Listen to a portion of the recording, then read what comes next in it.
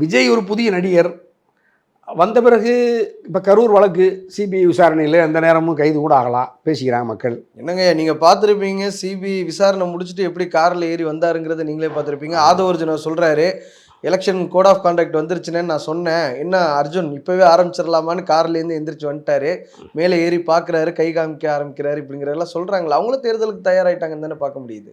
அது அப்போ மக்கள் 41 பேர் உயிரிழந்த பொழுதும் அவருக்கு எந்த கவலை இல்லை, வருத்தம் இல்லை. அவரும் பாஜகவினுடைய கருத்துக்களை அல்லது மத்திய அரசினுடைய திட்டங்களை விமர்சிக்கலை. ஐயா, சிஏ எதிர்த்து பேசினாங்க, வகுப்பு வாரியத்துக்கு எதிராக கோர்ட்டில் கேஸ் போட்டாங்க, சுப்ரீம் கோர்ட்டில். சில விஷயங்கள் பண்ண தானே செய்கிறாங்க.